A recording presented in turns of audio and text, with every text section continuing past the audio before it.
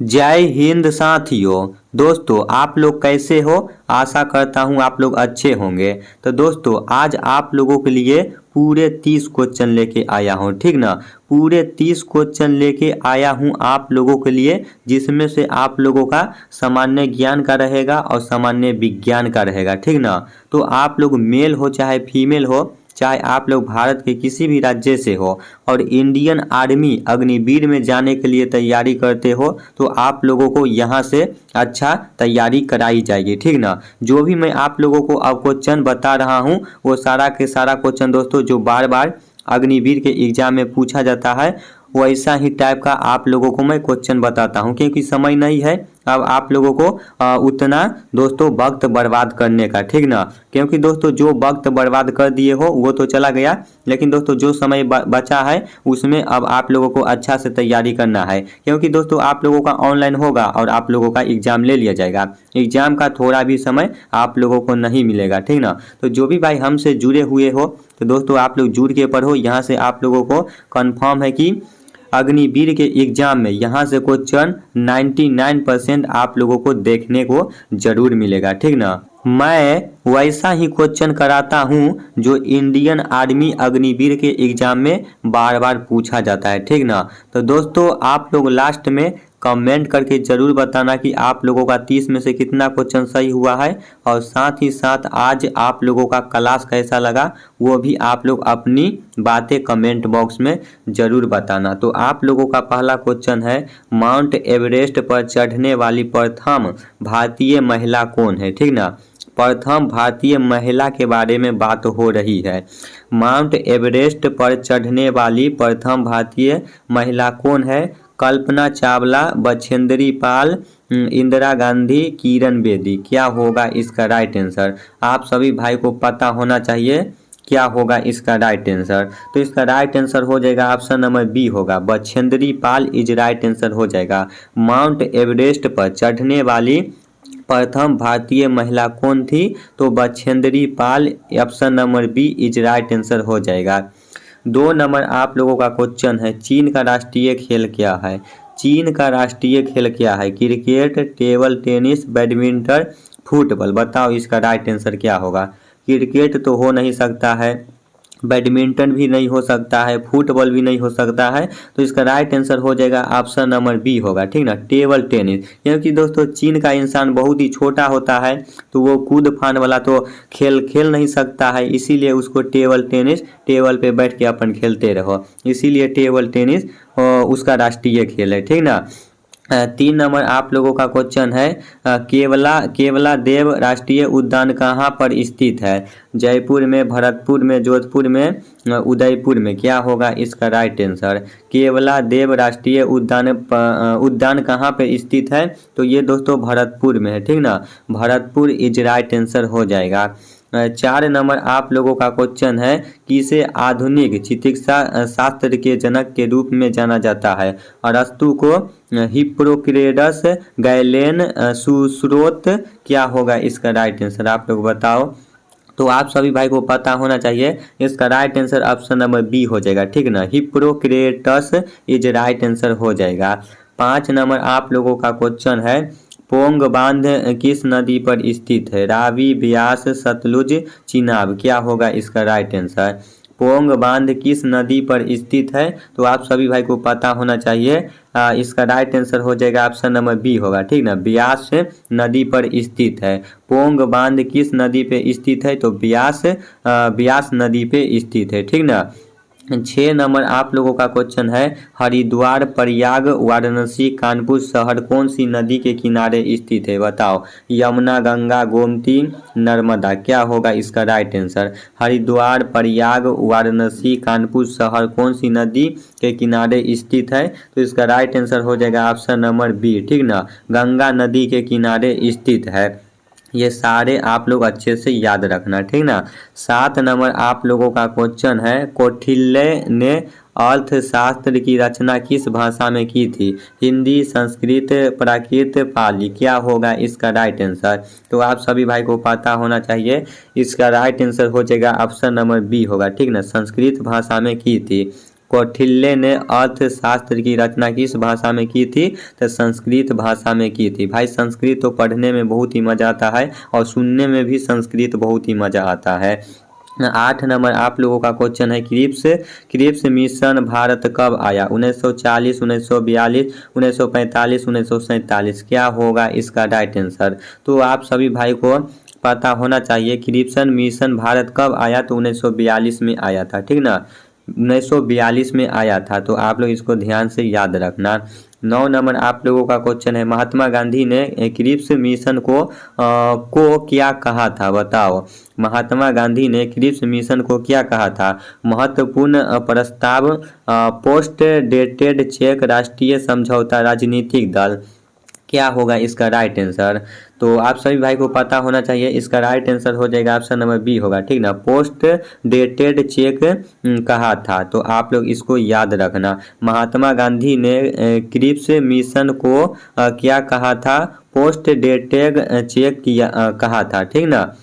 10 number आप लोगों का क्वेश्चन है, संविधान में वर्णित मौलिक अधिकारों की रक्षा कौन करता है? संसद, राष्ट्रपति, सर्वोच्च न्यायालय, प्रधानमंत्री। क्या होगा इसका राइट आंसर? संविधान में वर्णित मौलिक अधिकारों की रक्षा कौन करता है? तो आप सभी भाई को पता होना चाहिए, इसका right answer option number C होगा, सर्वोच्च न्यायालय रक्षा करता है संविधान का, ठीक ना। तो आप लोग इसको याद रखना। हर एक क्वेश्चन को भाई अपने कॉपी पे जरूर लिखना, मैं बार बार बोल रहा हूँ। 11 नंबर आप लोगों का क्वेश्चन है, संघीय कार्यपालिका की शक्ति किसमें निहित है? प्रधानमंत्री, राष्ट्रपति, उपराष्ट्रपति, मंत्री परिषद। क्या होगा इसका राइट आंसर? संघीय कार्यपालिका की शक्ति किसमें निहित है? तो आप सभी भाई को पता होना चाहिए, इसका right answer option number B होगा, राष्ट्रपति में निहित है। संघीय कार्यपालिका की शक्ति किसमें निहित है? राष्ट्रपति में। 12 नंबर आप लोगों का क्वेश्चन है, भारत के मध्यम से कौन सी रेखा गुजरती है? मकर रेखा, कर्क रेखा, भूमध्य रेखा, इनमें से कोई नहीं। तो आप सभी भाई को पता होगा, भारत के मध्य से कौन सी रेखा गुजरती है? तो कर्क रेखा गुजरती है, ठीक ना। भारत के मध्य से कौन सी रेखा गुजरती है? तो कर्क रेखा गुजरती है। 13 नंबर आप लोगों का क्वेश्चन है, किस राज्य की समुद्र तट रेखा सबसे लंबी है? महाराष्ट्र, गुजरात, केरल, तमिलनाडु। क्या होगा इसका राइट आंसर? किस राज्य की समुद्र तट रेखा सबसे लंबी है? तो आप सभी भाई को पता होना चाहिए, ये गुजरात में है, ठीक ना, गुजरात की है सबसे लंबी तट रेखा। उसके बाद 14 नंबर आप लोगों का क्वेश्चन है, भारत की कुल समुद्री तट रेखा कितनी है? 7,000 किलोमीटर, 75,000 7,516.6 किलोमीटर, 8,000 किलोमीटर, 9,000 किलोमीटर। क्या होगा इसका राइट आंसर? बताओ, भारत की कुल समुद्री तट रेखा कितनी है? तो आप सभी भाई को पता होना चाहिए, इसका right answer option number B होगा, ठीक ना, 7,516.6 किलोमीटर तट रेखा है। उसके बाद 15 नंबर आप लोगों का क्वेश्चन है, हरित क्रांति की शुरुआत कब हुई थी? 1950 से 51, 1966 से 67, 1970 से 71, 1980 से 81। बताओ इसका राइट आंसर क्या होगा? हरित क्रांति की शुरुआत कब हुई थी? तो इसका राइट आंसर हो जाएगा ऑप्शन नंबर बी होगा, 1966 से 67 हुआ था, ठीक ना। फोन आ के हमको क्लास डिस्टर्ब कर देता है, इसीलिए एरोप्लेन लगा देते हैं तो किसी का कॉल नहीं आता है। एरोप्लेन नहीं लगाते भाई, क्योंकि किसी का इमरजेंसी कॉल भी आ सकता है, और क्लास करते समय भाई किसी का कॉल आता है तो बहुत ही गुस्सा आता है और क्लास भी डिस्टर्ब हो जाता है। तो इसका राइट आंसर हो जाएगा 1966 से 67 आपका इज राइट आंसर हो जाएगा। 16 नंबर आप लोगों का क्वेश्चन है, विश्व में हरित क्रांति के जनक कौन है? M S Swaminathan, Norman Borlaug, Verghese Kurien, इनमें से कोई नहीं। क्या होगा इसका राइट आंसर? विश्व में हरित क्रांति के जनक कौन है? तो आप सभी भाई को पता होना चाहिए, इसका राइट आंसर हो जाएगा ऑप्शन नंबर बी होगा, ठीक ना, नॉर्मल बोर लॉन्ग आपका इज राइट आंसर हो जाता है। 17 नंबर आप लोगों का क्वेश्चन है, गोल क्रांति का संबंध किससे है? अंडा उत्पादन, आलू उत्पादन, टमाटर उत्पादन, फल उत्पादन। क्या होगा इसका राइट आंसर? गोल क्रांति का संबंध किससे है? तो भाई गोल क्रांति के मतलब जैसे आप लोग समझ लो, आलू उत्पादन से है, ठीक ना। गोल क्रांति का संबंध किससे है, तो आलू उत्पादन से है। 18 नंबर आप लोगों का क्वेश्चन है, भारत का सबसे बड़ा सोयाबीन उत्पादन राज्य कौन सा है। सबसे बड़ा के बारे में बात हो रहा है। भारत का सबसे बड़ा सोयाबीन उत्पादन राज्य कौन सा है। महाराष्ट्र, मध्य प्रदेश, राजस्थान, उत्तर प्रदेश। क्या होगा इसका राइट आंसर, तो आप सभी भाई को पता होना चाहिए। इसका right answer option number B होगा, ठीक ना, मध्य प्रदेश में है।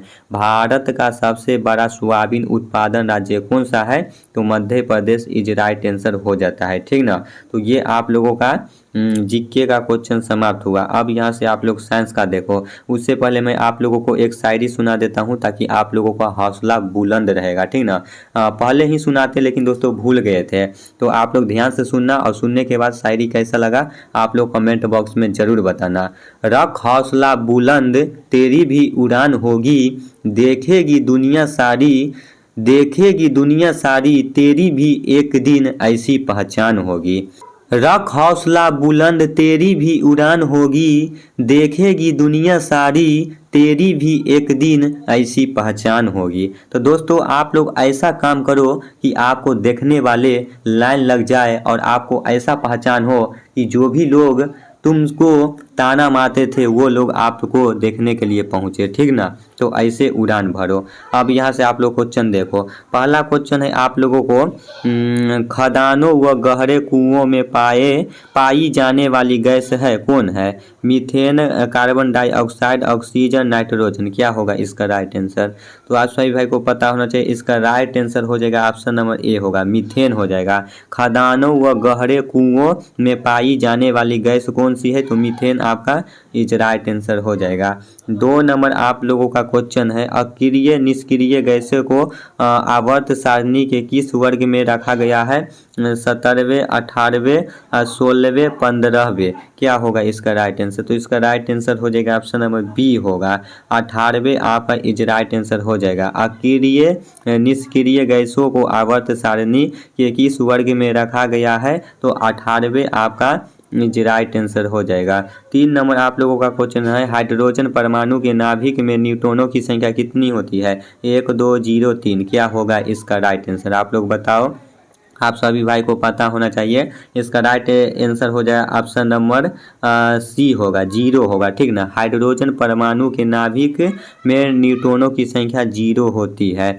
4 नंबर आप लोगों का क्वेश्चन है, गन पाउडर एक डैश है। गन पाउडर एक क्या है, तत्व है, यौगिक है, मिश्रण है, इनमें से कोई नहीं। तो आप सभी भाई को पता होगा। इसका राइट आंसर हो जाएगा ऑप्शन नंबर सी होगा, मिश्रण होता है। गन पाउडर एक मिश्रण है, ठीक ना, गन पाउडर एक मिश्रण है। 15 नंबर क्वेश्चन है, बारूद किससे बनता है, बताओ। बारूद किससे बनता है। Sulphur, charcoal, potassium nitrate, sulphur, charcoal, sodium nitrate, sulphur, charcoal, calcium nitrate, इनमें से कोई नहीं। क्या होगा इसका राइट आंसर, तो आप सभी भाई को पता होगा। इसका राइट आंसर ऑप्शन नंबर क्या होगा, ऑप्शन नंबर ए होगा, सल्फर, चारकोल, पोटेशियम नाइट्रेट आपका इज राइट आंसर हो जाएगा। बारूद किससे बनता है, तो sulphur, charcoal, potassium nitrate is right answer हो जाएगा। 16 नंबर आप लोगों का क्वेश्चन है, सूर्य की ऊष्मा पृथ्वी तक किस विधि से पहुंचती है। सूर्य की ऊष्मा पृथ्वी तक किस विधि से पहुंचती है। चारण, संवहन, विकिरण, इनमें से कोई नहीं। बताओ क्या होगा इसका राइट आंसर, आप सभी भाई को पता होगा। इसका right answer option number C होगा, बी किरण से पहुंचती है, ठीक ना, बी किरण से पहुंचती है। 7 नंबर क्वेश्चन है, ध्वनि की माप का वह गुण जिसके आधार पर नर व मादा की ध्वनि में अंतर किया जाता है। गुणता, तीव्रता, तरंग, आयाम। क्या होगा इसका राइट आंसर, तो आप सभी भाई को पता होगा। इसका right answer option number A होगा, गुणता होता है। ध्वनि की माप का वह गुण जिसके आधार पर नर व मादा की ध्वनि में अंतर किया जाता है, तो गुणता आपका इज राइट आंसर हो जाएगा। 8 नंबर क्वेश्चन है, समतल दर्पण की फोकस दूरी होती है, कितना होता है। अनंत, 25 मीटर, 1 मीटर, 0। समतल दर्पण की फोकस दूरी कितनी होती है, तो आप सभी भाई को पता होगा। इसका right answer option number A होगा, अनंत होता है, ठीक ना। आप लोग 10वीं के क्लास में साइंस में पढ़े होंगे, समतल दर्पण, अवतल दर्पण, ये सब आप लोग पढ़े होंगे, ठीक ना। तो आप लोगों को याद होगा। और जो भाई सोते होंगे अब तो 10वीं पास हो गए, हमको आगे पढ़ना ही नहीं है, तो वो भाई तो भूल ही गए होंगे। समतल दर्पण की फोकस दूरी अनंत पे होती है, ठीक ना। 9 नंबर आप लोगों का क्वेश्चन है, विद्युत वाहक बल का मात्रक है ओम, वोल्ट, एम्पियर, वाट। क्या होगा इसका राइट आंसर। विद्युत वाहक बल का मात्रक क्या होता है, तो वोल्ट होता है, ठीक ना, वोल्ट होता है। 10 नंबर आप लोगों का क्वेश्चन है, डेंगू का परजीवी है मादा एडीज मच्छर, घरेलू मक्खी, एनाफिलीज मच्छर, कॉकरोच। क्या होगा इसका राइट आंसर। डेंगू का परजीवी है तो इसका right answer option number A होगा, मादा एडीज मच्छर इज राइट आंसर हो जाएगा। 11 नंबर क्वेश्चन है, मानव शरीर का सबसे कठोर भाग कौन सा है। मेंडिबल, दांतों का इनेमल, फीमर, टिबिया। क्या होगा इसका राइट आंसर। मानव शरीर का सबसे कठोर भाग कौन सा है, तो भाई बी ऑप्शन होगा, दांतों का इनेमल आपका इज राइट आंसर हो जाता है। 12 नंबर क्वेश्चन है, शुक्राणु के एक्रोसोम का निर्माण कौन सा कोशिकांग करता है, बताओ। गोल्गी काय, केंद्रक, राइबोसोम, माइटोकॉन्ड्रिया। क्या होगा इसका राइट आंसर बताओ। शुक्राणु के एक्रोसोम का निर्माण कौन सा कोशिकांग करता है, तो आप सभी भाई को पता होना चाहिए, इसका right answer option number A होगा, ठीक ना। गोलिकाय आपका इज राइट आंसर हो जाता है। 13 नंबर क्वेश्चन है, मछलियों का उत्सर्जी अंग है, बताओ। गलफरे, वृक्क, यकृत, त्वचा। क्या होगा इसका राइट आंसर। मछलियों का उत्सर्जी अंग क्या है, बहुत सारे भाई लगाते होंगे, त्वचा होगा, यकृत होगा, वृक्क होगा, लेकिन भाई इसका right answer option number A होगा, गलफरे होते हैं। मछलियों का उत्सर्जी अंग कौन सा होता है, गलफरे होते हैं। 14 नंबर क्वेश्चन है, मानव शरीर में सबसे छोटी जनन कोशिका है, क्या है। शुक्राणु, अंडाणु, युग्मनज, भ्रूण। क्या होगा इसका राइट आंसर, तो आप सभी भाई को पता होना चाहिए, इसका right answer option number A होगा, शुक्राणु होता है। मानव शरीर में सबसे छोटी जनन कोशिका है तो शुक्राणु है। लास्ट क्वेश्चन आप लोगों का है साइंस का 15 नंबर, कोहिनी व घुटने का जोड़ कहलाता है, क्या कहलाता है। सैंडल संधि, हिंज, कब्जा संधि, बॉल व साकेट संधि, इनमें से कोई नहीं, बताओ क्या होगा इसका राइट आंसर। कोहिनी व घुटने का जोड़ क्या कहलाता है, तो ऑप्शन नंबर बी होगा, हिंज कब्जा संधि कहलाता है, ठीक ना।